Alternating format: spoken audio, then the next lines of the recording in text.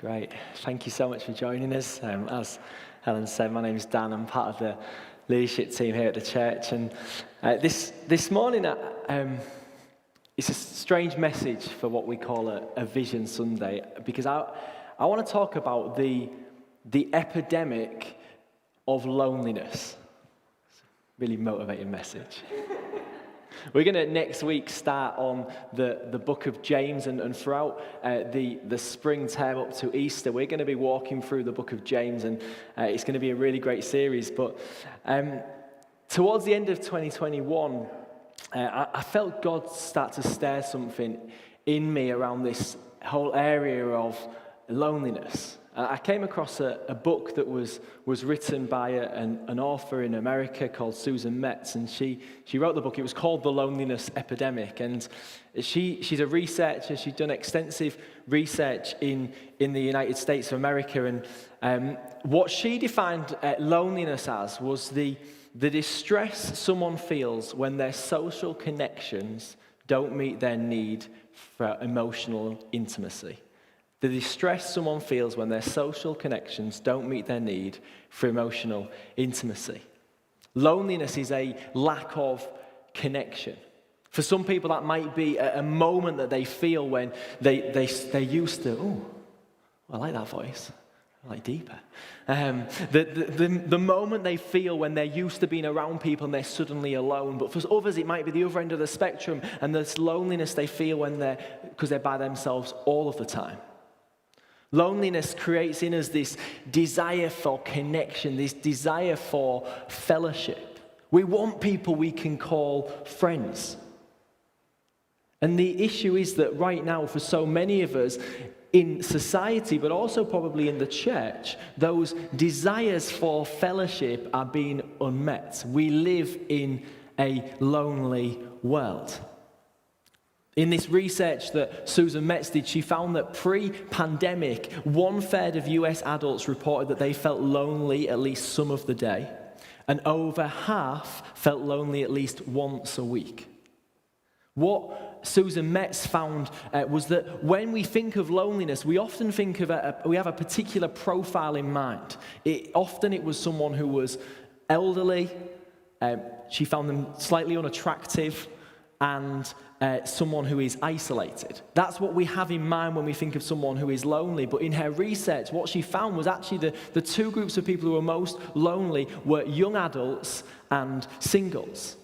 And she found that the issue of loneliness in these groups had got significantly worse during the pandemic. 39% of single people say they experience daily or constant loneliness. To bring it closer to home, in the UK, 45% of adults describe themselves as sometimes or often feeling lonely. That equates to 25 million people experiencing loneliness right now in our country. Despite having more social interactions than ever, we have this loneliness epidemic. And it creates this corporate social sickness. It goes far beyond just someone sat at home feeling bad for themselves, but it directly affects over half of our nation, and it's harming our bodies, our minds, and our souls. Loneliness increases the likelihood of mortality by 26%. Loneliness is associated with increased risk of developing coronary heart disease and stroke. Loneliness puts individuals at greater risk of cognitive decline and dementia. Lonely individuals are more prone to depression. Loneliness and low social interaction are predictive of suicide in older age. Loneliness is literally killing us. Why does that matter? What has that got to do with the church? As a church, we are to preach the gospel. We want to see lives changed as people encounter Jesus, as their eternity is changed forever. Jesus says in Matthew 25, from verse 35, "For I was hungry, and you gave me something to eat. I was thirsty, and you gave me something to drink. I was a stranger, and you invited me in. I needed clothes, and you clothed me. I was sick, and you looked after me. I was in prison and you came to visit me. And then the righteous will answer, Lord, when did we see you hungry and feed you? Or thirsty and give you something to drink? When did we see you a stranger and invite you in, or needing clothes and clothe you? When did we see you sick or in prison and go to visit you? And the king will reply, truly I tell you, whatever you did for one of the least of my brothers and sisters of mine, you did for me. Jesus cares about the whole person. This is not social care, this is the heart of the gospel. That we show people Jesus through our actions, and the gospel is always about seeing complete transformation, including our minds and our bodies. As a church, we have this call on us, and our vision comes from the passages of Isaiah 61, and Phil read them out last week. But it says in verse 1, the Spirit of the Sovereign Lord is on me, because the Lord has anointed me to proclaim good news to the poor. He has sent me to bind up the brokenhearted, to proclaim freedom for the captives and release from darkness for the prisoners, to proclaim the year of the Lord's favor, the day of vengeance of our God, to comfort all who mourn, and to provide for those who grieve in Zion, to bestow on them a crown of beauty instead of ashes, the oil of joy instead of mourning, a garment of praise instead of a spirit of despair, and they will be called oaks of righteousness, a planting of the Lord for the display of his splendor. We're never called to be a holy huddle, surviving until Jesus returns. No, we have been sent, we have been released into the city to change the city, to bind up the brokenhearted, to proclaim freedom for the captives, to comfort those who mourn. So when we see issues like loneliness, it breaks our hearts. We refuse to accept that people are going to die alone early. We refuse to accept the mental health issues that loneliness causes. When we see loneliness, we run and embrace it. We run and embrace those in need, because that is the heart of the gospel. And our call as a church is to see people transformed as they encounter Jesus. John Clark, who leads Hull Vineyard Church, he was with us in May of last year, and he shared a prophetic word with us about Jubilee being a place of shelter for the city. And I just want us to watch this really short clip just to remind us of this prophetic word that he brought. Thanks, guys. What we do as a church, I really believe that Jubilee is called to be a shelter for people in the storm. And as part of that, which I want to speak into for a moment, because there are moments in people's lives that you're going to help people process, and you're going to reach people in our city where it is literally snatching them for a season or for a moment to give them shelter before maybe even some of them pass away. That they know love and they know acceptance from God and from the church, even though they're a mess. They're going to come and find in you a shelter from the storms of life, even if it's for a month or 6 months or for a year. For some people, it'll be a lot longer. But the Lord has also called you as a church to be a shelter in other places and other locations. And just hearing a little bit just now about the church plants. And I know this is a church which multiplies itself with church planting, and that can be really painful. And that can be often, you have to process grief as a church as you say goodbye to other cherished family members in the life of the church. But I believe it's a unique calling upon this house, that you're called to go and actually set up shelters in other locations for people to meet Christ. And that means that you'll have many, and it's a kingdom call. This isn't like a safe, comfortable church call. This isn't like about let's build the church with numbers so much that we're just all nice, like in this nice, comfortable bubble. We're not called to live in a bubble, we're called to live in a battle. And part of that is a kingdom battle, and the kingdom is an eternal thing. And so you're literally reaching people for a season for the sake of eternity. And I want you to have that perspective, have that lens, if this is of the Lord, where you recognize that actually we're going to be rescuing people and giving them shelter for a season. We're also going to be planting and multiplying locations in different geographical locations in the city of Hull and in the nations of the world, which is going to go as a kingdom work to provide shelter for people. And I believe you're marked by this. You're marked as a church to give shelter. And at the heart of this is for people who are marginalized, who have suffered injustice. It's to show compassion and mercy to the poor. And you're marked by this. This is like a unique anointing upon this house to be a shelter for our community and for the communities of the world. As I've reflected and prayed over this word, I really feel that providing shelter is a key part of what we will do over the next 12 months. I felt like the year 2022 would be a year of healing.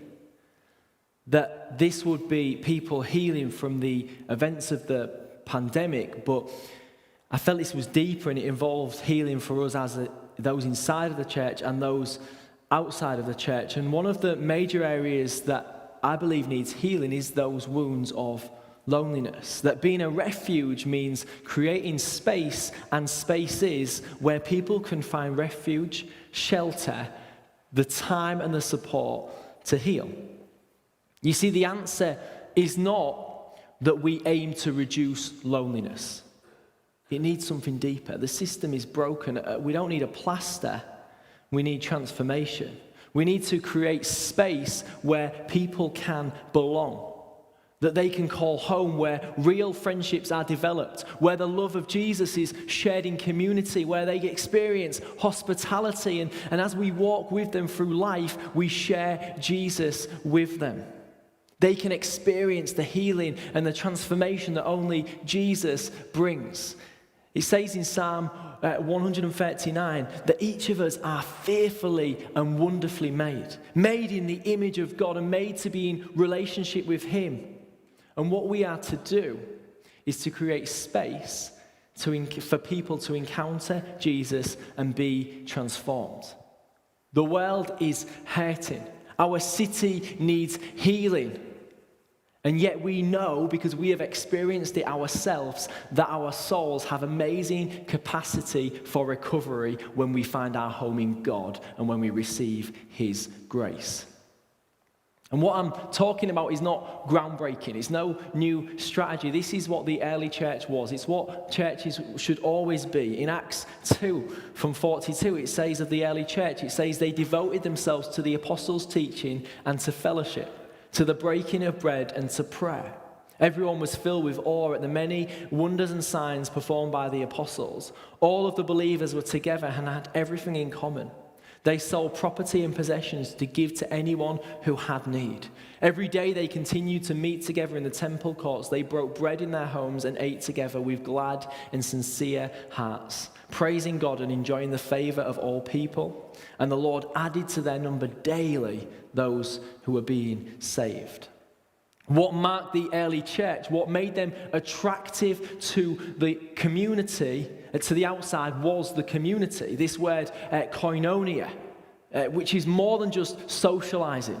It was sharing of life. It was sharing of resources, practical needs. It speaks of a responsibility to one another and to community.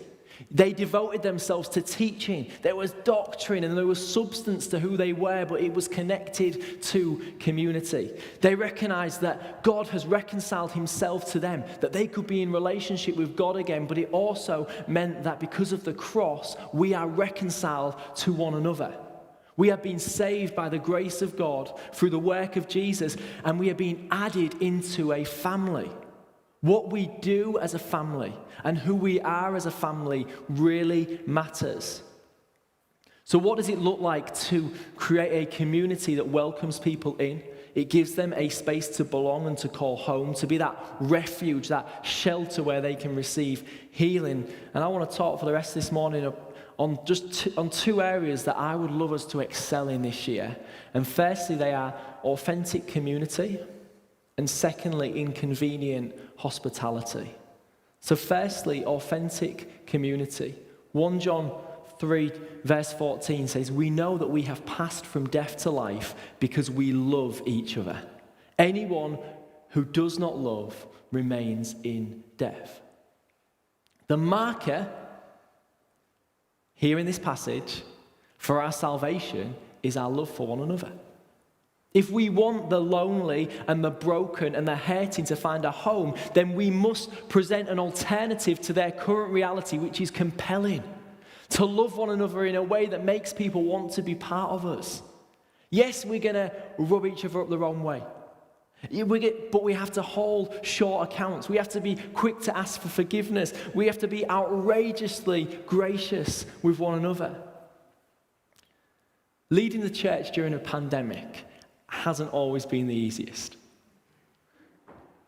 But one of the challenges that I have loved is the fact that in our community we have such a variety of approaches and reactions to the pandemic.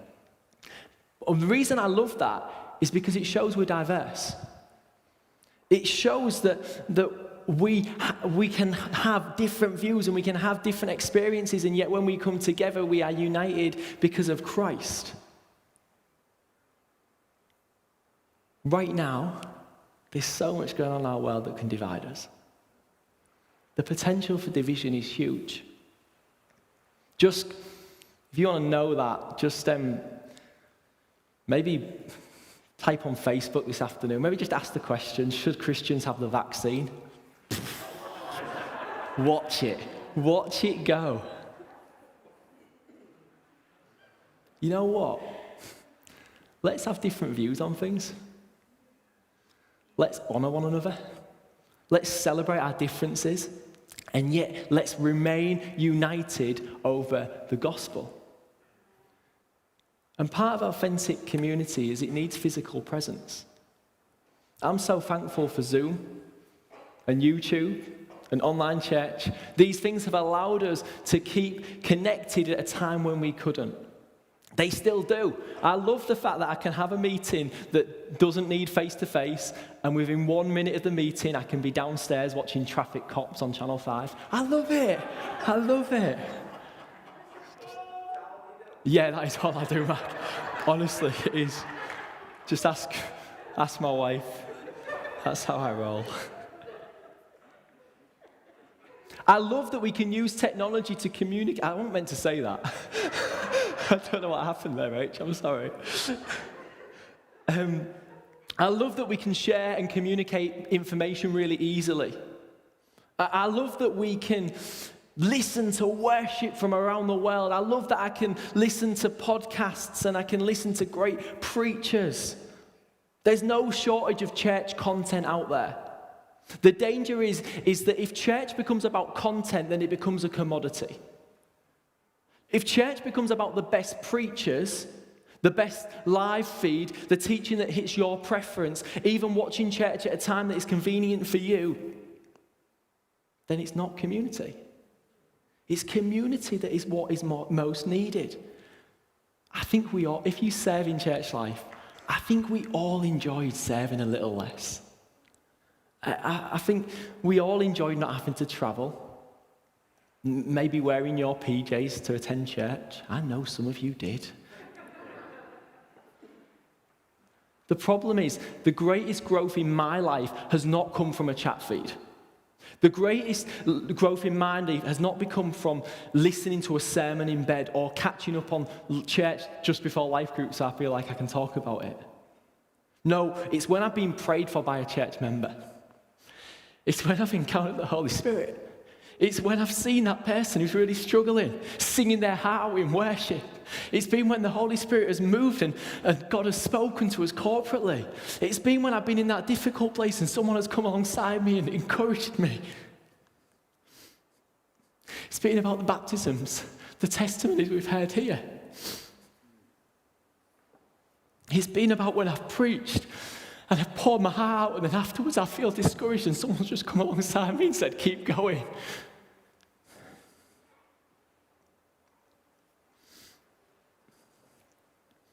Got tissue. I don't come equipped for crying. Sorry.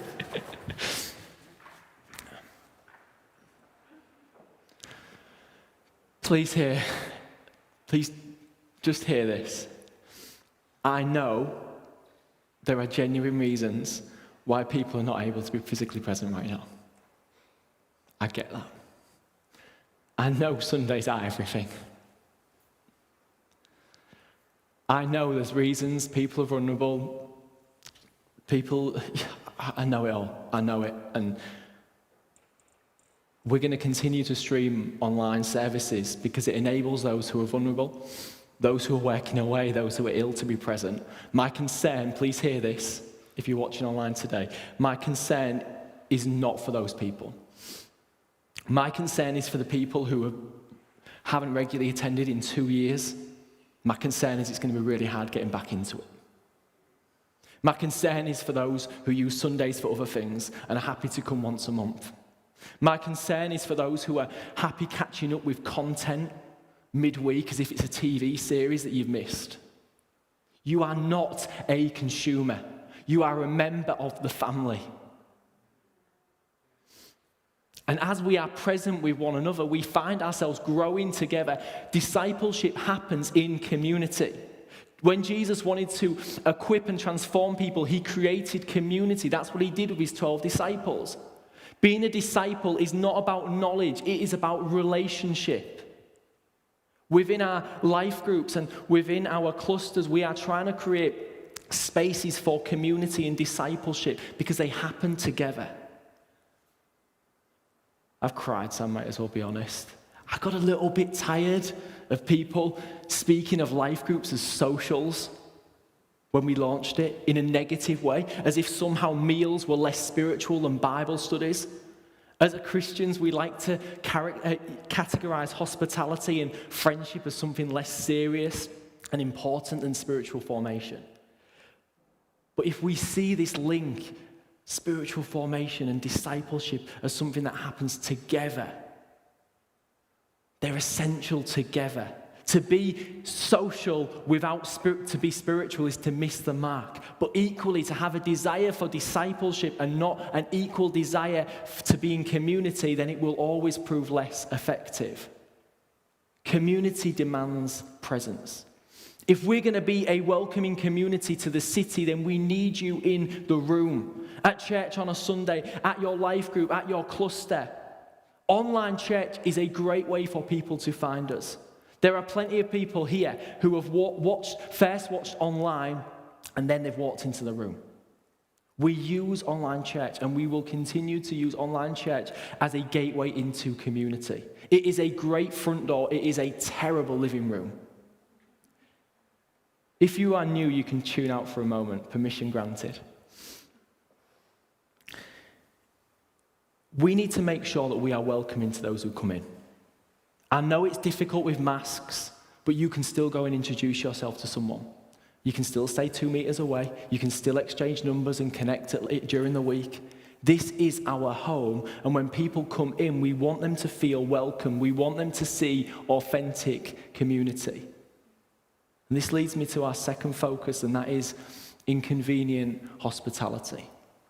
I came across this term, an American pastor called Ben Windle used it, and I really loved it, inconvenient hospitality. Hospitality is what the first church that we read about in Acts, they were known for. It went way beyond our modern definition for hospitality, which is often actually entertaining. Hospitality was about opening our lives out to others, opening our hearts up to those in need. Hospitality is friendship to the stranger. It is kindness to the broken.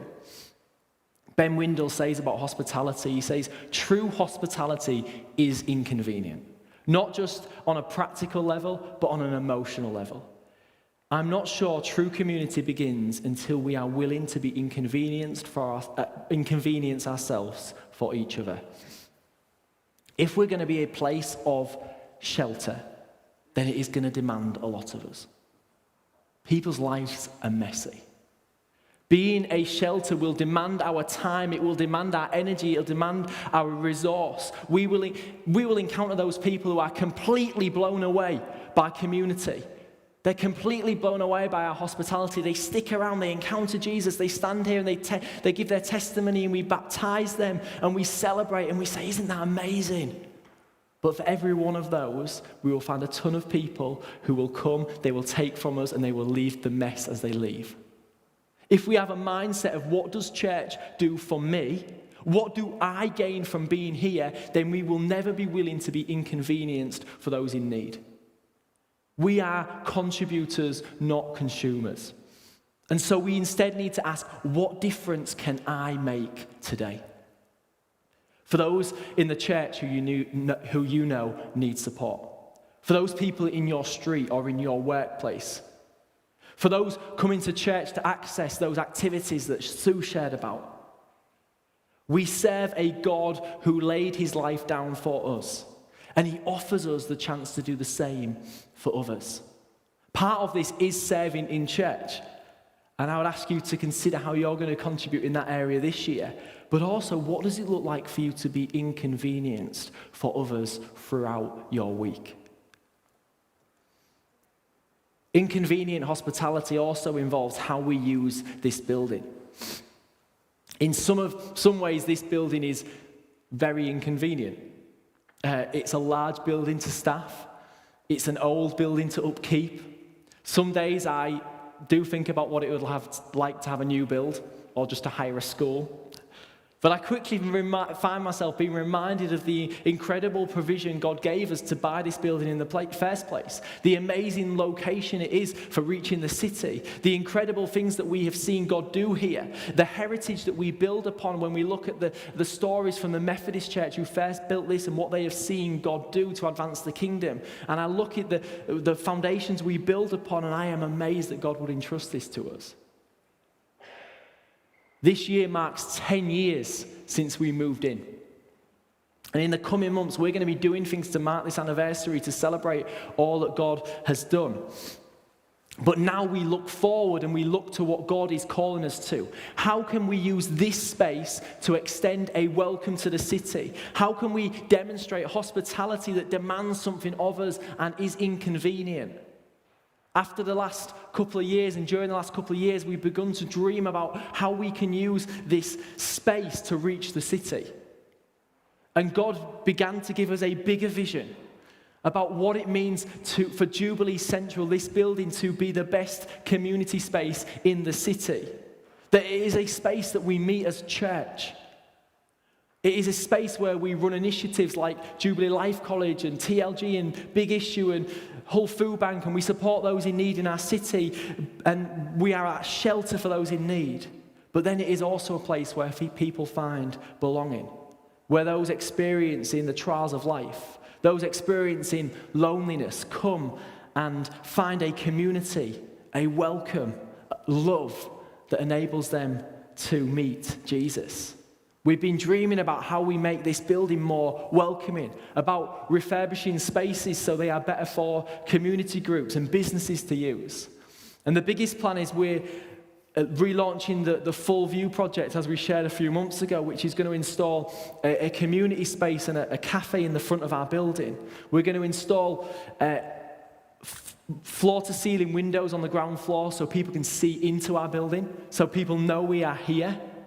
So it can be used for church events like Alpha, for socials in the local community. It can be used by community groups. It can be used during the week for people to come in, and it's going to be a great cafe space.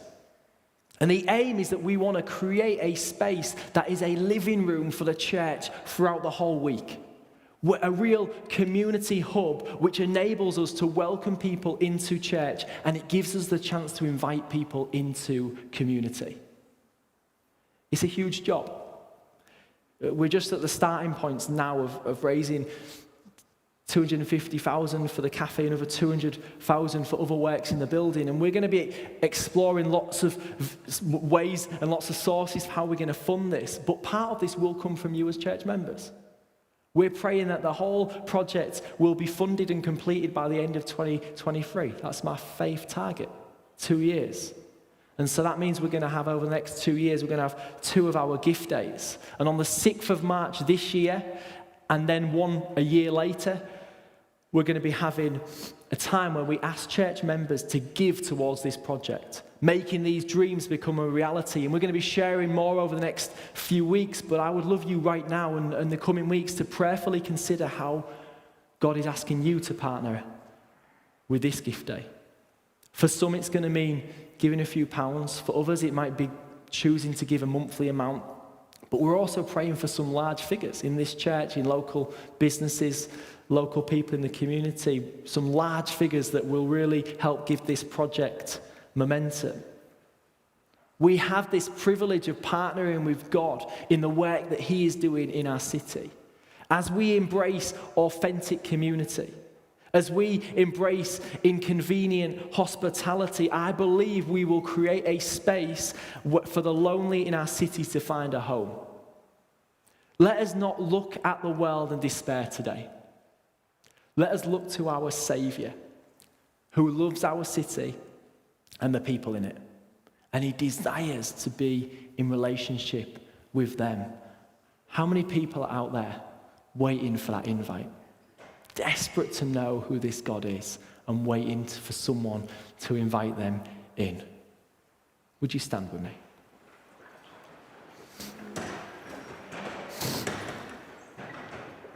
God, would you, Lord, we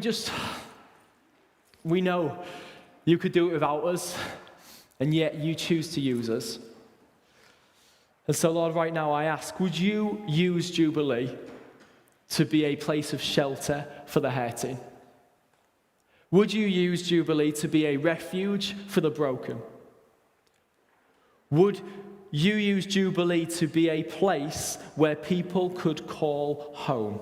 Would they find a community that they can belong to? A place where they can encounter the transforming power of the cross. And Lord, when we say, would you use Jubilee? What we're really saying is, would you use us? Would you use us this week to advance your gospel? To take your kingdom into those places? Would you use this building to be a welcome to the city? But would you use each of us in the places we go, the people we see, the conversations we're in? Would you give us opportunity to advance your kingdom? And amongst us, Lord, would you create in us such a deep desire for authentic community that we are willing to go above and beyond for each other? And would you create in us a heart of inconvenient hospitality where we lay down our lives for the needs of others? In Jesus' name.